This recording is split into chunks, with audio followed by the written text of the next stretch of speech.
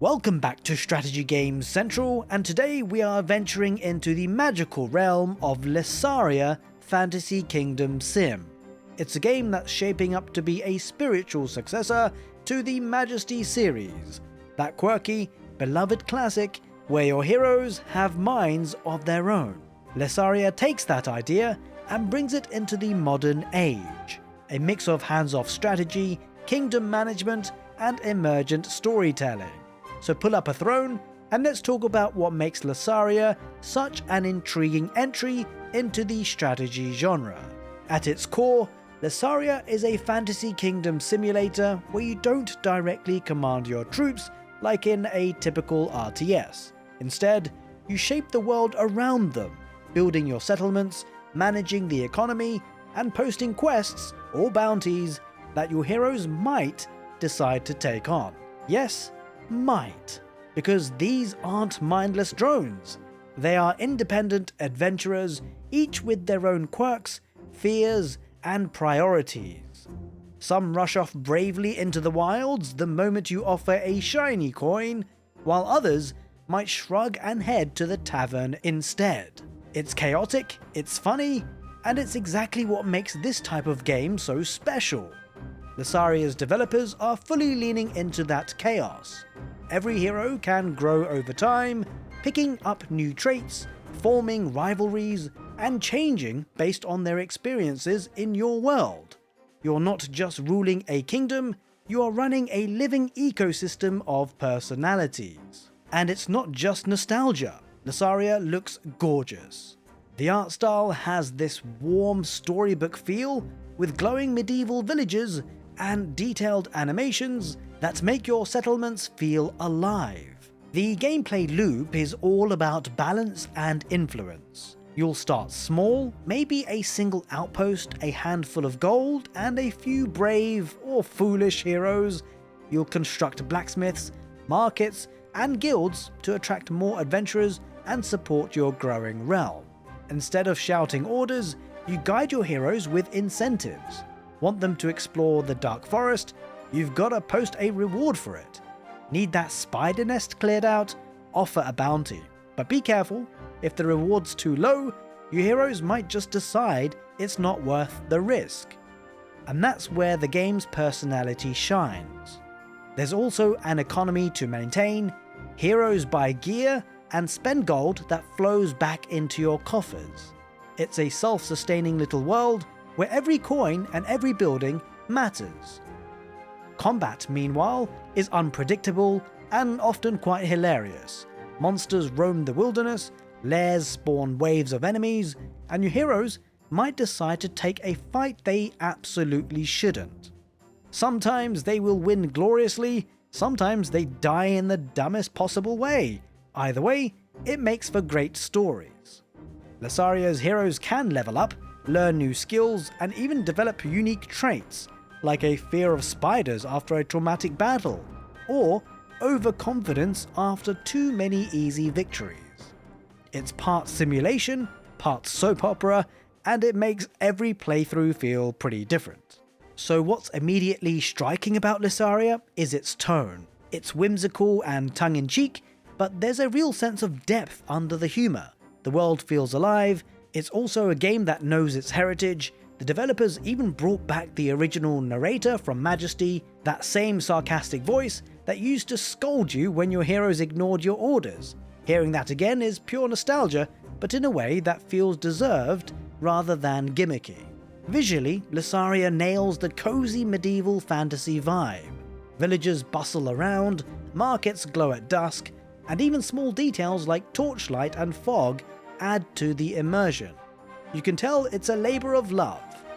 So if you're planning to dive into Lessaria, the key is to think like a ruler, not a general. Keep your heroes happy and well equipped, make sure that there are enough shops and taverns for them to spend their gold, because a prosperous economy keeps everyone motivated. Pay attention to traits. If your warrior has developed a phobia of undead, maybe don't send him into the crypt next time. Use your quest rewards smartly, and always give your heroes a reason to care. And above all, embrace the chaos. Things will go wrong, heroes will ignore you, the monster you thought was gone will return stronger than ever, but that unpredictability is what makes Lessaria, well, Lessaria. So the campaign mode is the heart of the game, a series of handcrafted missions that unfold like a storybook. Each scenario has its own setup, lore and objectives. You might be rebuilding a ruined village, purging a cursed swamp, or defending your realm from beasts. For example, one early mission, the Threat of the Forest, sends you to aid the villagers of Rocky Thicket after attacks by wild creatures. It's framed as both a test and a rite of passage for the heir of Lessaria. And next, in the Witch's Domain, you'll venture into misty bogs, chasing legends of dark magic, while trying to keep your people alive in an environment that actively wants you dead.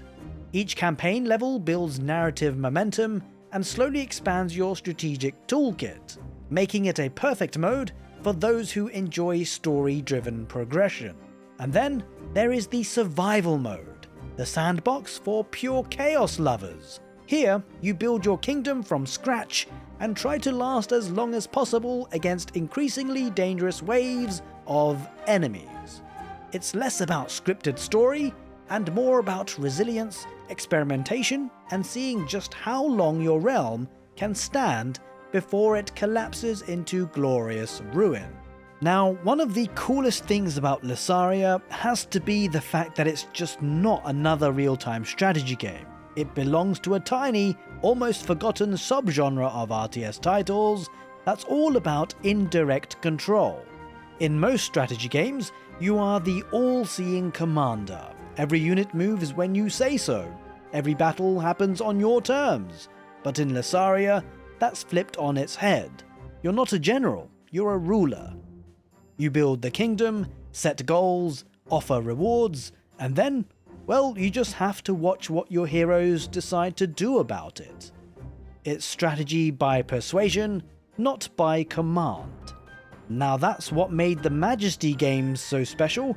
Your units weren't just obedient soldiers, they were people with their own personalities, sometimes brave, sometimes lazy, sometimes absolute disasters. And Lessaria takes that same concept, but just pushes it further. This style of RTS is rare because it's risky. Most developers stick to tight control systems because, well, unpredictability can sometimes frustrate players. But here, the unpredictability is kind of the point of the game. In Lessaria, you're not actually micromanaging a war machine, you are cultivating a living ecosystem of adventurers, and well, you're watching it all play out. So, where does that leave us? Lessaria might not be a mainstream RTS, but it's something rarer, a love letter to a forgotten subgenre. It captures that feeling of watching a living, breathing world evolve around your decisions, where every hero has a story and every failure becomes a funny memory. If you were a fan of Majesty, where personality and unpredictability drive the gameplay, Lessaria is certainly a game that you'll want to check out. It's not trying to be perfect, it's trying to be alive, and that's something we don't see often enough in strategy games anymore. And because of that, I'd actually really like to get your views on Lessaria, and especially the type of RTS game that it's proving to be. A game with indirect control, which is a relatively rare format now for RTS games. Is it something that interests you, or do you think maybe you might just get a bit frustrated by the unpredictability of your heroes? Let me know in the comments section below.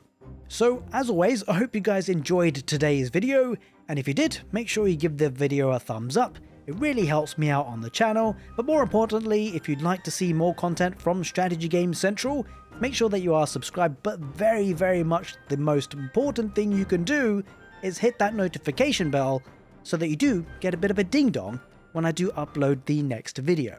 As always, thanks for your support, take care, and see you next time.